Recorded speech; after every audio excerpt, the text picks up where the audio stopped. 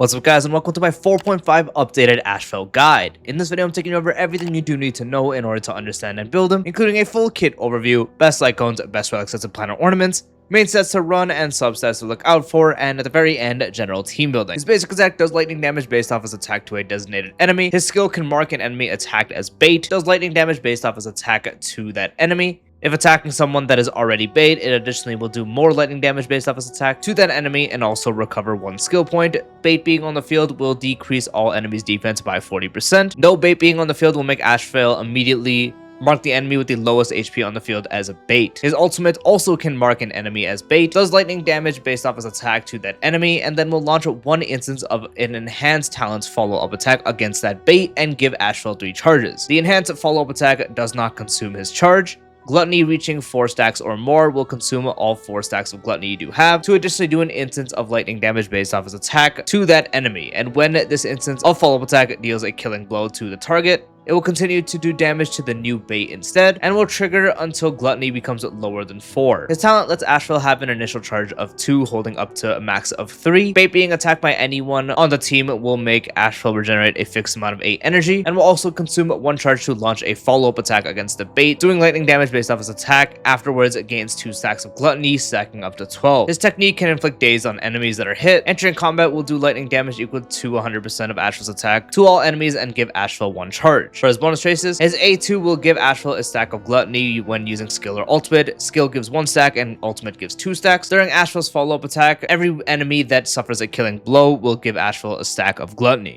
His A4 increases Ashveil's follow-up damage by 80%. Every stack of gluttony in possession will increase damage dealt by follow-up attack by 10%. And his A6 will increase the team's crit damage dealt by 40% when Ashveil is just on the field. Specifically for ally follow-up attacks, it will additionally increase it by an extra 80%. Finally, for his Eidolons, his E1 will make all enemies take 24% more damage when Ashveil is on the field. If an enemy has 50% or lower HP, the damage they take increases to 36%. E2 increases gluttony max limit to 18. And when using the enhanced follow-up attack from ultimate, 35% of the removed gluttony will be refunded. E4 increases Ashveil's attack by 40% for 3 turns when using ultimate. And his E6 will reduce all enemies all-type res by 20% with bait being on the field. Every stack of gluttony that Ashveil gained in the battle will increase his damage dealt by 4%, stacking up to 30 times. For Lightcone options, Ashveil does have a ton of options, but his signature is his overall best still, with 18% crit rate for the wearer, and also the ability to increase the wearer's attack by 40% and 20% vulnerability for all enemies. The requirement just being at the start of the battle or every 4 follow-up instances for the wearer. Crit rate is very important on Ashveil. You want to hit 100% just like you would any other DPS, and he has a lot more crit damage sources as opposed to crit rate, so crit rate here being on the signature is very helpful. Then yeah, the requirement for Umbra Devourer is so easy. You have it right away, and then just 4 uses of follow-up attacks, which Ashveil has basically one of the highest follow-up attack frequencies you can do. So you will permanently have the 40% attack and 20% vulnerability. Ashveil is quite attack deprived in his kit, so this actual attack increase is very helpful. And 20% vulnerability, great for his own damage, and also great for anyone on the team doing damage. So even if he's a main DPS, anyone on the team that might help with some damage would be getting a benefit out of this. So his signature is his overall best value Lightcone. Next option does depend if you want to opt for more of his own personal damage or if you want to emphasize more on his sub DPS role. If you want to go more on his damage side, Dr. Ratio's Lightcone would be the best option, which this Lightcone for a main DPS Ashveil actually can outperform his signature. Provides 20% crit damage, and additional 8% crit damage will be dealt to enemies with debuffs, stacking up to 3 times, where using ultimate to attack an enemy target will give the wearer disputation, which enables the wearer's follow-up attacks to ignore 24% of the target's defense for 2 turns, and also damage dealt in general will be increased by 36%. So unfortunately, it doesn't provide crit rate, but instead crit damage here, so it'd be harder to build them, but you get 20% for free, and then up to a total of 24% dealt to enemies with the proper amount of debuffs, which Ashveil has debuffs in his kit, and even more so with vertical investment, and a lot of his teammates often come with debuffs, so this is a very easy thing to do. His ultimate is where the damage would be packed, because the moment you use the ultimate, it does damage, and then the enhanced follow-up attack goes off. And then those follow-up attacks you're doing after that is going to be increased damage overall with 36% and 24% defense ignore. Thanks to how defense ignore / shred stacking is in this game, that's why this Lightcone can actually outperform his signature for damage, since he himself is able to have 40% shred just by bait existing. And now with this effect up, you can have a total of 64%, which is extremely good for damage and also makes it easier to push up to the 100% depending on who your other teammates are, which actually is a reason this Lightcone is really strong for his main DPS potential. However, for his more sub DPS role, Topaz's Lightcone would be the other best option for 18% crit rate and 30% increase to damage dealt for follow-up attacks, where attacking an enemy with a follow-up attack will inflict them with Tame, stacking up to 2 times. Enemies under Tame will have crit damage dealt to them increased by 12%. So you can still use this on a more DPS Ashveil since it does provide good crit rate and 30% follow-up attack damage, and also 5 stars so the base attack is solid. But this last part is more supportive as it provides up to 24% crit damage dealt to enemies with Tame, and he's able to stack it up as he has multiple follow-up attacks in his actual kit. So it does take a bit of his own damage potential away and also just opts to have some form of amp for the entire team in this last part here. So on a more sub DPS Ashveil, you can use this. If you're specifically using him as a main DPS with Sparkle, or honestly even just Sparkle on the team, then you can actually use Arch's signature Lightcone on him for 16% crit rate. Entering battle with 6 skill point limit or higher, the wearer's attack will increase by 40%. After each use of wearer's skill, increase the wearer's attack by 10%, stack them to 4 times. So as I've mentioned with the other Lightcone to the crit rate is going to be helpful. This is required to have Sparkle because of this 6 skill point stuff. His best teams don't really have anyone else that would be able to increase his actual skill point limit, and Sparkle is the only one that really can, and that provides 40% attack, which is great for him since he is attack deprived. He can't stack this last part up super quickly as he isn't multiple skill spammer as someone like Archer would be, but you're still getting up to 50%, and then the longer the battle goes, the more turns you get, the more you can get up to the full stacked amount of 80% attack from this Lightcone. So specifically with Sparkle, you can very much use this Lightcone. Then the upcoming free-to-play Lightcone Race to the Horizon would be his absolute best free-to-play option now, with a 24% increase to the wearer's attack, and the wearer using a follow-up attack will increase their crit damage by 5% for 2 turns, stacking up to 10 times. Very simple attack, as I always mentioned, he is attack deprived, so very helpful in that sense. And then also crit damage that you are able to constantly stack since Ashveil uses so many follow-up attacks. So this is actually his new best overall free-to-play option you can opt to run on him, and the effect is very good.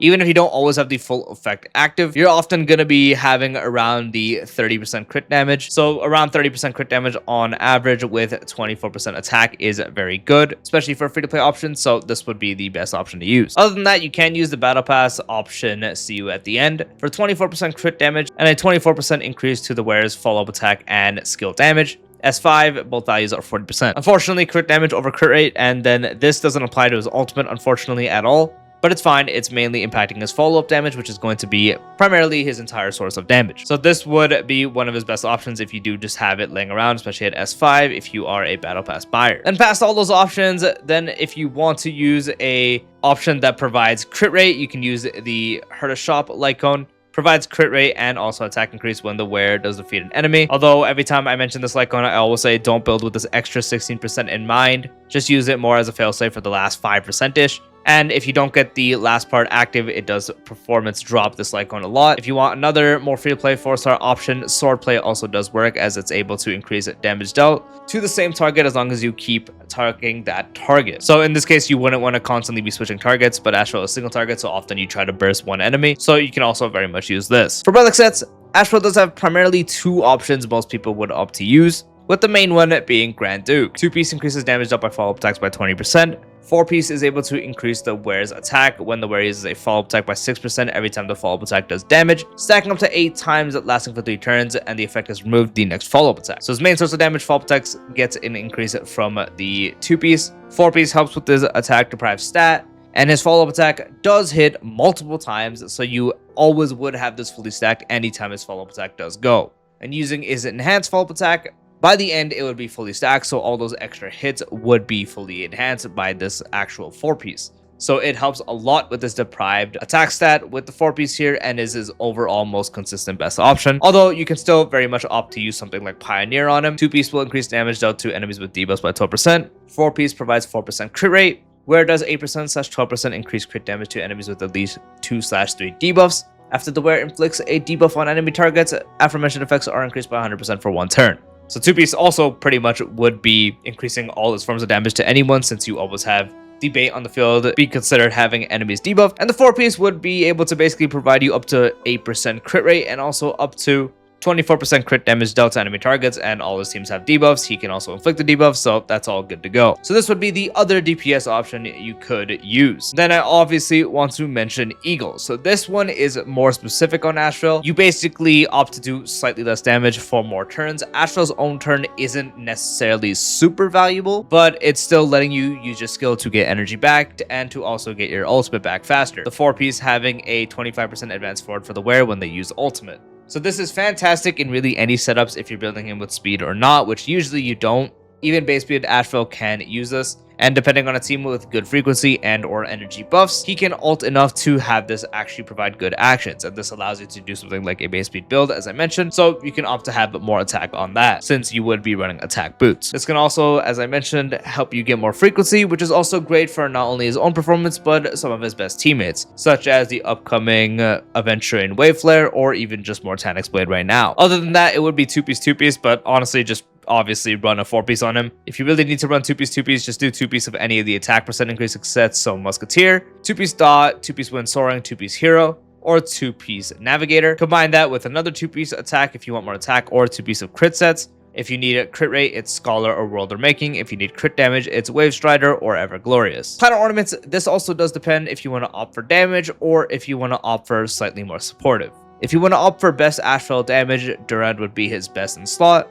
Someone on the team using a follow-up attack gives the wearer a stack of merit stacking up to 5 times, each stack increasing the wearer's damage dealt from their follow-up attacks by 5%. Reaching 5 stacks will additionally increase the wearer's crit damage by 25%. So 25% follow-up damage and 25% crit damage. The crit damage impacting any forms of damage you do, and then the follow-up attacks being as it is, strictly for follow-up attacks, which is once again his main source of damage. If you want him to be a bit more supportive, then you can run the City of Converging Stars instead, where using a follow-up attack increases attack by 24% for 2 turns. Someone, and quite literally any enemy being defeated, will increase crit damage for all allies by 12% in the current battle. So Ashveil gets 24% attack here from the DPS set, or the DPS sided of things of this actual set, so that's going to be helpful, and all he has to do is use a follow-up attack, so the uptime on this would be easy. And then anytime someone on the field is defeated, 12% crit damage for the entire team. So this benefits him, this also benefits the other teammates doing damage, such as Mortanix Blade. So this is more on the supportive side. It is slightly worse for Ashveil's own damage compared to Duran, so just pick whichever one you'd want to do most. For the main stats on the relics,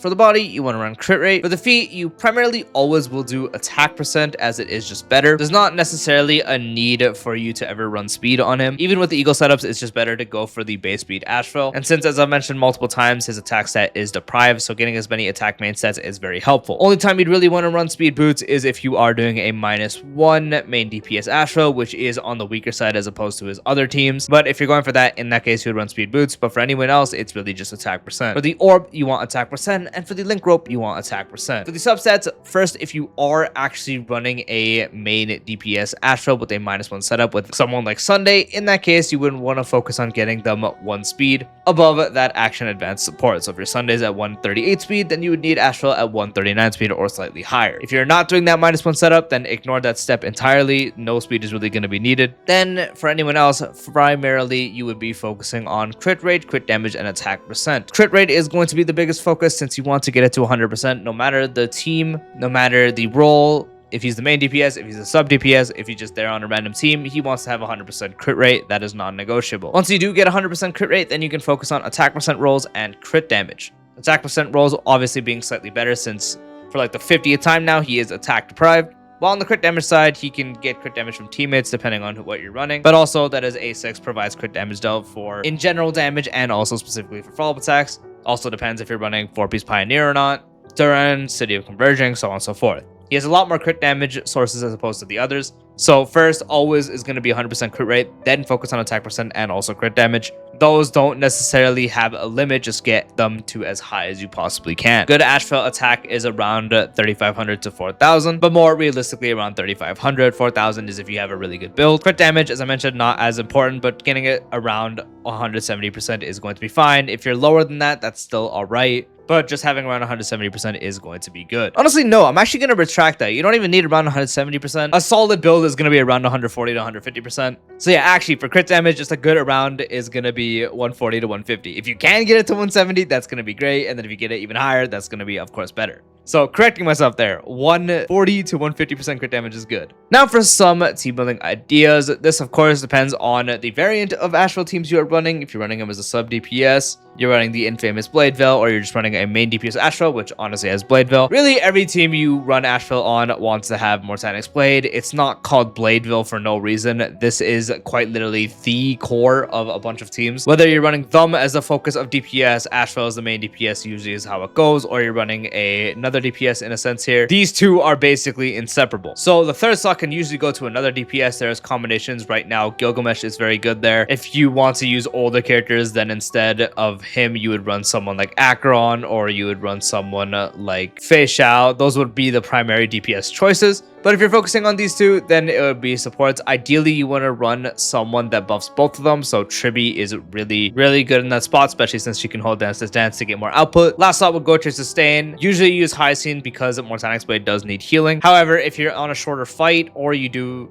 also have Doning's Lightcone, you can run Doning instead and just put the Bondmate on Ashveil to get that attack buff for him going. You can also do the Cyrene Hyacinth core because this team also does work. Ideally, your Cyrene is E2 here. Otherwise, her ultimate is going to be very slow to charge. But if your Cyrene is E2, Hyacinth helps a lot with charging, and you can get ultimate relatively quickly on her. Also, when I was talking about the main DPS teams, using this as an example again, last slot Sustain, depending on whoever you want to do. This would be the same for the upcoming Event Train Waveflare if you're running this team. So do keep that in mind. It would be Event Train Waveflare here, and then last slot Sustain. If you're doing Sustain this, the general options are always good. You can use the same people I was mentioning, such as Tribi. You can use Sparkle to Action Advance. I'll keep Tribi as an option here for an example, so it is Sustain this. So yeah, Sparkle here, you choose one of them to advance, usually always Ashveil. But yeah, also RMC, so on and so forth. So there's that. You can also, if you're doing a -1 setup and you still do have Mortanix Blade, in that case, you would run Sunday specifically, unless you are doing like the E2 Bronia setup, then you can run Bronia instead of Sunday there. Or in general, you could just use Bronia. So that would be the options with the last slot being Sustained or one of the supports mentioned. And then I also want to talk about the upcoming Summer Robin, as that is the next best teammate for the Blade Veil core. So the team is going to be Ashveil, Mortanix Blade, Summer Robin, last slot Sustain, still being between these two as per usual. You can also use Popo, by the way, as a Sustain. That is also fine. But yeah, Summer Robin teams, that's going to be the best iteration of a Blade Veil focus team. And for Sustainless options, it would be the same ones I was mentioning. And I should also mention specifically for anyone running this core with Acheron, the last slot would ideally go to another Nihility here, so Welt. Especially if you have E4 Welt, that is going to be the best Acheron team you possibly can run. So yeah, basically a bunch of combinations of the iteration of Blade Veil. That is the main focus. There are teams you can run without Blade. Like you can just run a general main DPS Ashveil, which could look something like that. Last slot depends on if you're running Sustain or Sustainless as usual. You don't have the HP problem here, so you just run Preventatory Dawning. If you're doing -1, you can run Sunday there instead. Those would be the general and older Ashveil teams for his main DPS, but Blade Veil iterations in any way, shape, or form always will outdo any previous M-Blade teams. Or I guess previous M-Blade non-included teams, I should say. And that is the full updated 4.5 guide for Ashveil. I do hope you found this video helpful. If you did, dropping a like would be greatly appreciated. If you're new to the channel or haven't done so already, be sure to subscribe and turn on the bell icon for future videos like this, along with all the types of style content. And I'll see you later. Peace out.